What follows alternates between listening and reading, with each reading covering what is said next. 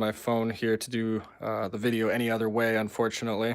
So we're just going to do it this way here, and hopefully it turns out. As many of you have seen, I've done a couple of videos posting different grimoires that I've been working on. This one here I have recently posted. I've changed the cover of it here. That's aside the point. I'm going to try and get quickly through this so that I don't run into interruptions for connectivity reasons. So I had shown this page in the video where I was showing this grimoire off, and I had mentioned in the comments to one of the lovely commenters who was telling me just how much they enjoyed my artwork. I was telling them how I was in the process of reproducing this on a large scale on cloth. So before directly showing you that, I just wanted to mention that the cloth is a black cloth. So this being a white background and black ink, I've naturally done white paint for the cloth. Couple changes as well. The cardinal directions here aren't included on the large scale reproduction because I'm going to be using the 4 archangels associated with those directions in magical work, probably putting them at the corners of the piece. The tetragrammaton in the middle here, which is the sacred 4-letter name of God in Hebrew, the Yod He Vav He.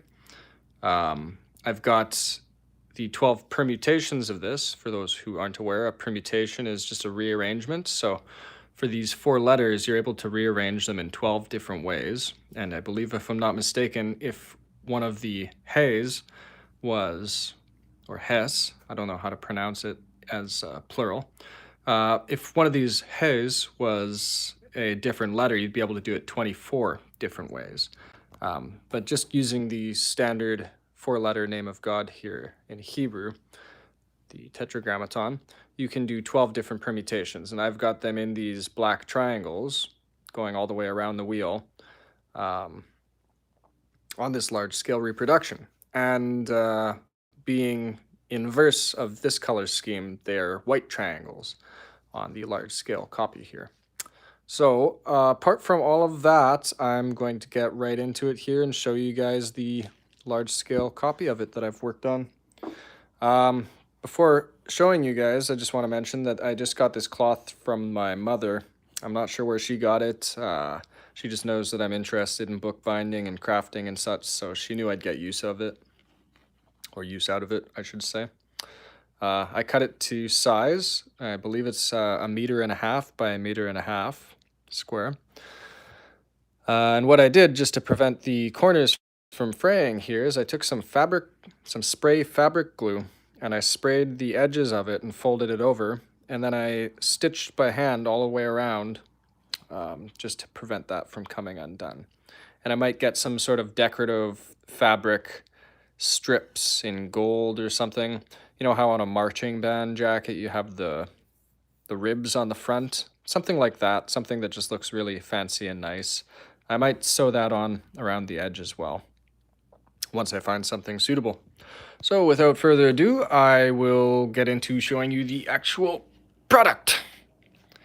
Here we are. So it is quite large, as you can see here. Like I had mentioned, you got the permutations going around in the triangles here. And I had done these all, thank you very much. I had done these all by hand. Maybe hard to tell from up here, but if I get it a little bit closer and at the right angle, you might be able to see here the texture of the paint. And it's because I used a toothpick to get these letters so perfect. And they aren't quite perfect, but they're perfect enough that from a distance, they all look the same and uniform.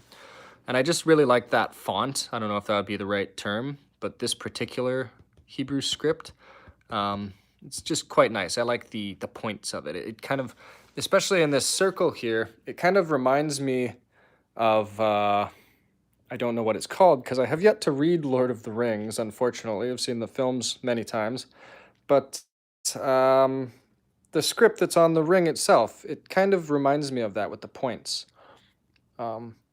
Something kind of elegant about this particular font. So that took ages, it felt like, to get those names done, because I was doing them by hand with a sharpened toothpick and some acrylic ink, or paint, I should say. And then these names here, I realized that doing it like this, it was going to literally take me a lifetime to do those all by hand. So what I had actually done for that, again, a little ill-prepared here, I should have got this ready first. And I don't know where I've put it now, but I've got a stencil. I ordered a stencil online. Here it is. Oh, goodness. Pardon me for not being more prepared to show you guys this. I bought this stencil online, and it, as you can tell, because I'm not still in the process of working on it, it definitely sped the process up a little bit. The first set of names here turned out a lot better than, say, the last set. You can see there's a little bit of a sloppiness in the letters from here to there. Again, it's not so bad, though. I kind of had to figure out the way of applying the paint through the stencil in a way that yielded uniform results, which, as you can see here, I didn't quite get all through and through. But overall, especially from a distance here, you can tell what letters are what, and it doesn't look bad from a distance. So it is a very useful tool, and I'm very glad that I had bought it. My only issue is using acrylic paint with it. Acrylic is plastic, so as I used it more, the inner edge of each of these letters would get a bulk buildup of paint, and I'd have to use an X-Acto knife to sort of scrape it out if I wanted to keep the letters looking the same. And I had to be careful not to scrape away the actual stencil because the X-Acto is pretty sharp. Only other downside, as you could see when I was trying to pick it up, is that the edge of the stencil is sort of, I believe, beveled would be the right way to put it. So unless you put it down face down, you're going to have a hard time picking it up like I just did. So yes, that made things a lot easier. I got all these names done, I think, within a month. Sit down for an hour or two at a time, and just kind of chipped away at it until it was all taken care of. All of the line work here, as well as the triangles and such, it was all done by hand with a paintbrush. And you can see here, perhaps, these lines. The lines that were done on here were done with a pencil crayon so that they could be erased. I still have yet to do that with these, but I had basically got the whole outline of the design done in pencil crayon, and then I went over it in paint. And to the commenter who had just left a comment there, I do not have a store for selling anything yet. Once this grimoire is finished, depending on how personal it becomes, I am looking to have it reproduced and sold. As I don't make a lot of money, unfortunately, this is something I have to figure out yet. Hoping that these sorts of endeavors can bring some money in for me so that I can funnel it back into creating things like this and sharing them. This piece itself, I'm hoping, once complete, I can get a high-resolution scan or a couple photos and stitch them together in Photoshop, and then have reproductions of this printed on cloth with silk screen or some sort of mechanized printing process. Just got to find a company that'll do that for a reasonable price, and then I got to find the right sort of online market or online store that I could sell these through in such a way that I could actually make money off of them. Anyhow, I also added the Hebrew alphabet in here. I believe the only thing missing from this is the final letters. I might be mistaken as well. I'm not entirely a scholar when it comes to Hebrew. I'm still learning. I can't speak it. I can't write it fluidly like I write English. But as I understand it, their language is made up of 22 letters, primary letters at least. The 3 in the center here are called the mothers. The 7 surrounding those mothers are called the doubles. And the 12 surrounding those are called the single letters. And you can see here, I basically did all these petals freehand after, well, I did draw again with the pencil crayon just to kind of get the general shape of them. But I did freehand all of these petals and the letters as well after drawing them in pencil. And you can see here, it's kind of crude, but I get the shape of the letter defined through the process of applying the paint with the toothpick. So you can see here, I sort of reshaped the letter itself because I had drawn it a little too large. You know what? It's a great question whether I do it at any particular time in correspondence to astrology. I really should have. Again, I'm not entirely knowledgeable when it comes to the astrological correspondences of things. Astrology is certainly not my strong suit. What really kind of inspired me to draw the original picture of this that I had shown earlier in the video was just a realization of the significance of the number 12. I had just recognized while studying the Tetragrammaton that, I'll have to show you in the book here again because I've got it written in here, that mathematically the numerical values of the letters in this name, when put into the form of the Tetractys of Pythagoras, all adds up to 72. You can see here. And it does that in a number of ways, which is interesting as well. This whole spiritual subject has kind of got me very interested in math, actually. And math has always been something I've struggled with. Not because I couldn't do it, but because it didn't interest me. And I just can't do anything that doesn't interest me.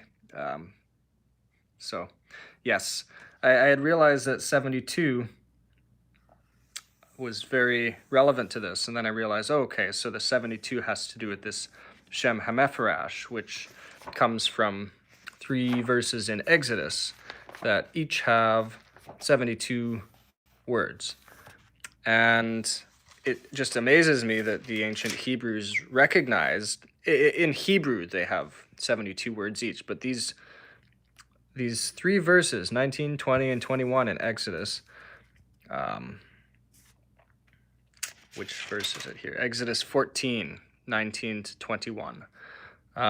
These 3 verses, when written out in a particular way, the first one going as it normally should, the middle one in reverse, and the last one as it regularly should, you get these names by connecting the letters of the 3 verses. If you write one, another, and another.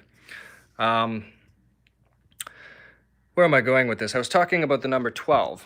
It just kind of struck me that there's 12 zodiac signs. There's 24 hours in a day. You know, morning is 12 hours, afternoon or evening is 12 hours. There's 12 apostles. There's 12 tribes of Israel. There's something to this number 12. And I just realized that 72 can be divided by 12. And when you divide 72 by 12, you get, I believe, 6. Again, this is what I'm saying. I'm not good at math.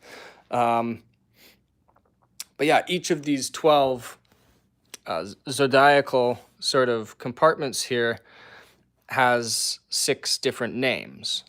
And each of those can be divided into 3 sections as well.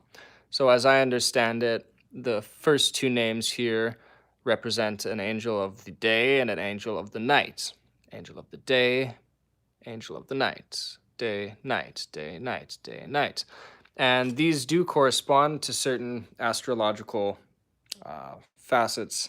Unfortunately, like I had mentioned, I'm not very up to speed with that. I did buy a book by a Martinist named Lazar Lanain, pardon me if I'm mistaken, where it was called The Science of Kabbalah, where he basically explained all the astrological correspondences between these 72 names, their uses, the meaning behind them.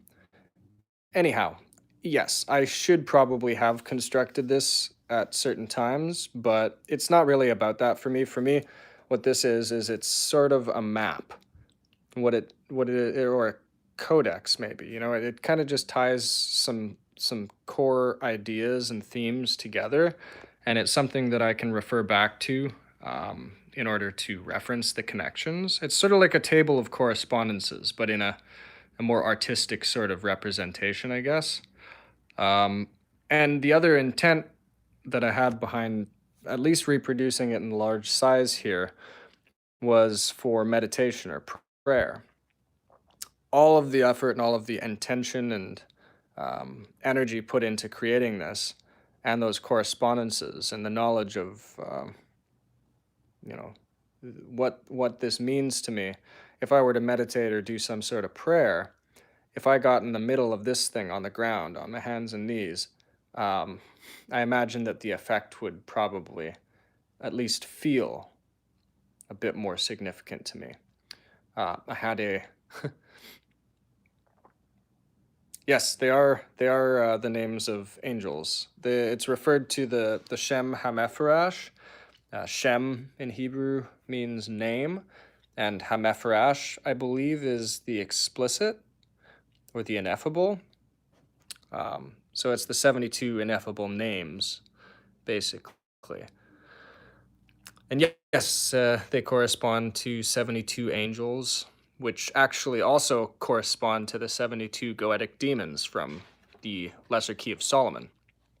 And what I've begun doing is cataloging a sigil or a seal for each of those 72 names as well. So the book is supposed to sort of be a textbook of information, like a reference book. And the mat, I'm hoping, if my intuition and the way I'm chasing after it here coincide and work together the way I'm hoping they do, I'm hoping that the mat will sort of be a way of facilitating a practice involving this information that I'm compiling and collecting, trying to make sense of. I really don't understand any of this. I just feel intuitively that it's important and that I should be studying it. So if there's anything I'm good at, it's following my intuition and recognizing when to lay off in that pursuit. Right now, this is it. I'm not exactly sure what it's all coming to, but it's coming. So I just wanted to share this so that you guys could see what I've been working on lately. And yeah, I hope you enjoy it. I'll show you some artwork that I've done here actually on my altar, because I showed this in one of my grimoire videos as well. But this is a painting that I've been working on for I would say probably the past 8 years. It's been in the works for a long time. It's gone through a lot of changes, but it's coming close to being done. I'm fairly certain there's not a lot more that I could add to it without sort of ruining what it is and what it represents. But yeah, there's a lot of symbolism in here, a lot of sort of what's the word here?